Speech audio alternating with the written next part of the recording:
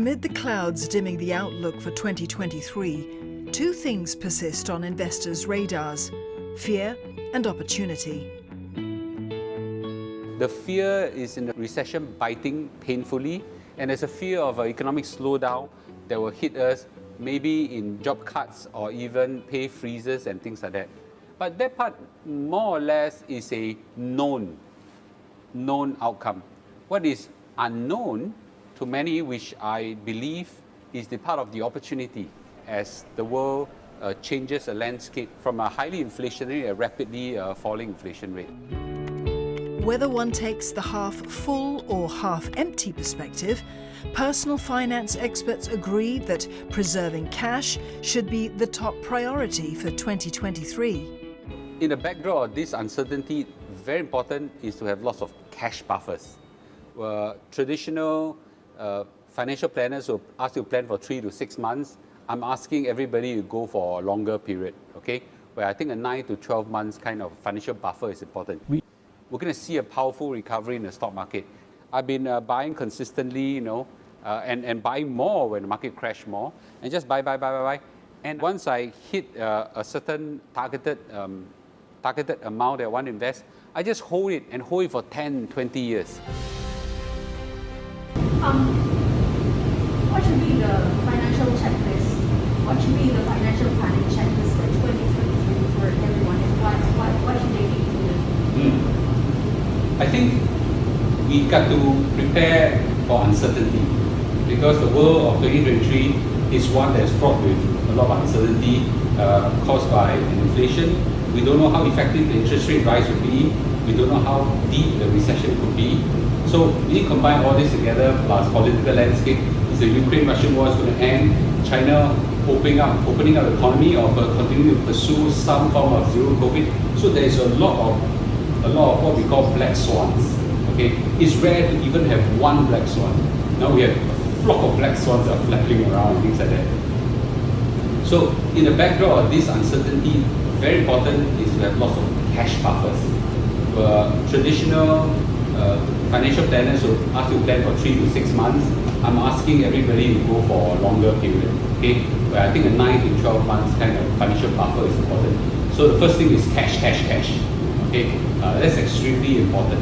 The second is to make sure you preserve your job. The job security is extremely important, and embrace whatever cost-cutting measures that your employer or your bosses will take, because that kind of backdrop is something that sorry, let's try that. Sure, just continue. Okay. So the second thing that I think everybody should try to do is to make sure you preserve your job, okay? Because the job really provides you security financially. Embrace whatever cost-cutting measures or austerity measures that the company may pursue, because that's probably necessary in the backdrop of all these risks that come in. Third is have the financial guts, okay, to take a leap of faith to capture whatever opportunity that is going to happen, okay, with a possible spike in the stock market or equities. So I think that the sequence matters. That you first make sure you preserve cash, preserve your job, okay? Then you look at investment opportunity, and not to be reckless and take risks. The last thing I want to do is to advise everybody, do not over leverage, because in this kind of high interest environment, it is very risky to over leverage. Avoid big ticket purchase like buying a car, buying a house, chasing an EC, or chasing your dream home. This is probably not the time to go into high risk purchases like that, because the high interest rate environment may continue for quite some time. Okay, so I will encourage everybody to take some prudence and caution. So does this mean, like, for the next 6 months, you basically investments in the back seat because your priority is cash? Okay. Over the next 6 months, very likely we're going to see inflation coming down. A lot of people don't have the right conception of what we mean by inflation coming down. Everybody thinks that for inflation to come down, prices needs to come down. No. If as long as prices, who has already jumped up, stays where they are for the next year, inflation is going down to zero. Because the inflation measures the change in the price and not the price itself. So I believe that the prices which have already gone up probably won't come down or won't come down much. I don't think we're seeing them going up some more. Oil prices coming down, commodity prices are coming down, and a lot of other related stuff are coming down. The only one thing that has some movement is wages because of tight labor market. That more or less will be under control in a recession environment. So inflation will come down imminently. The only one thing that will go up in a falling inflation environment, okay, as a result is the stock market, because the stock market will then see that, okay, now inflation is coming down, interest rate will come down. So therefore, I'm a very strong bull in a belief that we're going to see a very powerful recovery in the stock market. So basically, your cue is when inflation hits bottom. That's when the stock goes out. Taking a chapter from what happened in the early 1980s, as long as the inflation start coming down, okay, somewhere, maybe right now we're looking at inflation coming down from the current 7.7% in the US, somewhere to 6 or 5, we're going to see a powerful recovery in the stock market because that was what happened in the 1980s, and now the markets are even more in anticipation of what will happen. So they are more forward-looking than those markets in 1980s. So therefore, I would really believe that the stock market will react at a confirmation of a falling inflation rate.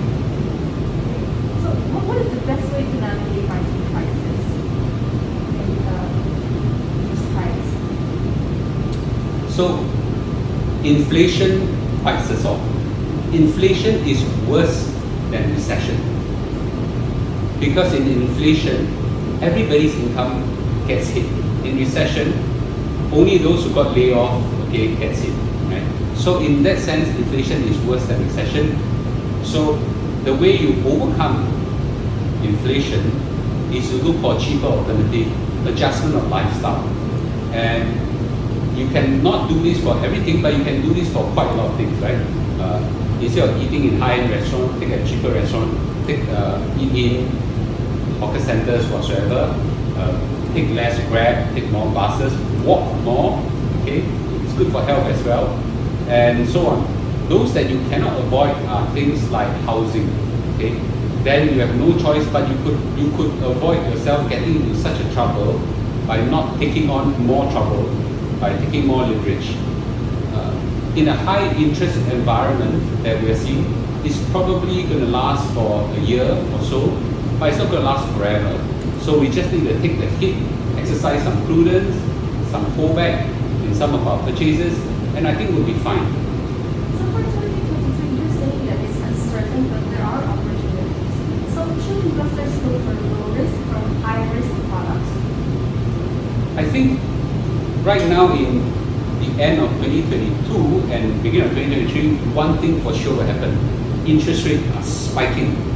Wonderful for many savers who have got cash deposits, okay? Take advantage of those cash deposits. Right now, T-bills are going up at nearly 4%. We've got fixed deposit going up to above 4% as well. Take advantage of them right now. They are as attractive as the special account in your CPF, right? So these are things that we should immediately take advantage of. Then beyond a certain level of comfort, okay, of cash deposit, then I would personally take some risk, okay, in equity stock index that has been battered down, like S&P 500, the Nasdaq, whatsoever, which are poised for recovery and to some extent has already recovered a bit.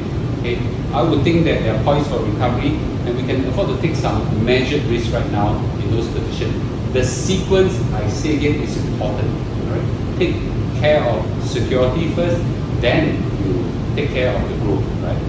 And if you were to overdo this and not take care of this, uncertainties, black swan events, could bite you in very, very scary ways. Should it happen. I'm just wondering, right, because it's always difficult to time the market. So when do you start buying that? Because we buy it when the prices are low for equities, right? I mean, they're quite low now.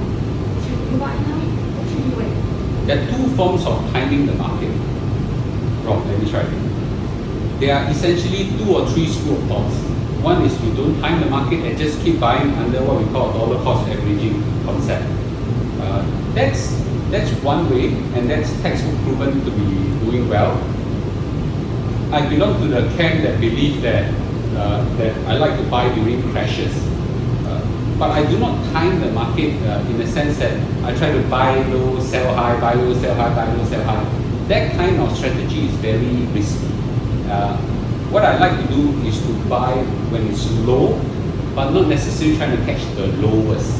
So when the market crashes since February, March this year, I've been buying consistently, and buying more when the market crash more. And just buy. And once I hit a certain targeted amount that I want to invest, I just hold it for 10, 20 years, right? And let the power of compounding in the S&P 500 or the Nasdaq, do its magic over 10, 20 years. So in that sense, that kind of timing where you buy during crashes, but you do not attempt to time the rock bottom and leave it for power of compounding in place. I think it's a good hybrid between the two, and I think it's a fairly safe and robust investment strategy. So if you had 100,000 to invest in 2020, how would you allocate that money? Okay. I would first make sure that I split maybe half of it, as a cash reserve, right? Assuming my monthly expenditure is in the tune of $4,000 or so, right, for a level of subsistence. So that will last me easily a year. Then the other 50,000, I would, when the market adjusts down a little bit, break it up into 2 or 3 blocks. And just enter into the S&P 500 and leave it there for the next 10 to 20 years, right? Very simple, very simple and very clean strategy, but I believe it will work its magic in years to come. So in this high interest rate environment, investors are actually spoiled for choice. You mentioned about the T-bills, you mentioned about the fixed deposits. What should be the criteria when you're faced with all these products? Should you just get a little bit of everything? Can you repeat the question? So I'm basically just asking, you have so many choices where you can put your money. You have fixed deposits, you have T-bills, and you have the Singapore savings funds, right? So when you have all these choices and you want to take advantage of the high interest rates, what should be your criteria? Yeah, it's a great question. I think for the ordinary account in your CPF, they are open now for T-bills application, and you should take advantage of the T-bills, which are going as high as 3.8%. That's much higher than 2.5%. That's a no-brainer. You should all do that. Okay. For your cash, I would say that I would personally prefer to put them into FDs, and the FDs right now are reaching above 4% or so. You might want to consider if you have more than $75,000 to, let's say you have 150,000, to break it up into 75,000 and 75,000, because $75,000 is guaranteed by the SDIC, okay? That in the event of a bank default, you still have your 75,000. So in that sense, if you, let's say, 750,000, break it up into 10 buckets of $75,000, put some under your wife's name, your children's name, or whatever, but break it up and put it in, just in case a very, very unlikely situation will happen where there's bank defaults and things like that. Okay, all things considered, what should be the most priority for financial planning in 2023? I think it's very important first to establish ourselves. Sorry, let's try again. I think first and most important is to secure ourselves financially Sorry in to do our that. hearts. Sorry to do that. Oh, Let's I cover touched it. the mic. I'm sorry. It's okay, just repeat. Okay. I think the first and most important thing is to secure ourselves emotionally in the heart first. Not to be fearful by establishing some financial security in terms of cash reserves and things like that. That part is very, very important. Once you have established the security, then have the guts to step out, to prepare yourself for a very strong recovery. This is not something that's unprecedented. We have seen environments like this in the 1980s. We have survived through many crises as a nation, far worse, far extreme compared to what we are having now. You know, this is what I deem to be something that we can and easily recover from. So there's nothing to be fearful about. So as long as you do the basic steps of securing yourself financially and investing some into stocks that prepare yourself for the uplift in the market, I think we will ride through 2023 quite easily. So the disposition should always be of optimism despite the uncertainty. I would use the word cautiously optimistic. Okay, cautiously optimistic, so that we don't become reckless. Okay, and we are not blind to possible black swans that can happen. But I seriously think that what are the risks are already known. So we can ride through this quite easily if we are cautiously optimistic. Peter, I want to know the questions. Anything else? Final statement? I'll do the final statement again. I don't want to portray a more optimistic view. Okay. All the possible risks that we're going to face in 2023 are more or less known and kind of anticipated. Okay? What is unanticipated are all the upsides, which the financial market and economy have not been captured. So I will be cautiously optimistic. And a final word to everybody is that as a nation, we have sailed through bigger crises, many times worse than this. This is not an unprecedented event that we're facing right now. We're facing in late 1970s and early 1980s. Singapore has gone through, many crises. Recently, we have gone through the COVID crisis. We have gone through 2008 financial crisis and so on. We have survived through worse. This time around is something that I think we can overcome if we do the right things of securing yourself and continue to be optimistic and stay united. Okay, we will ride through this and we will come out of this pretty victoriously. Great, very good. Thank you so much. Okay. Okay. All right, cool. Thanks so much. All right, cool. Thank you. So just set up.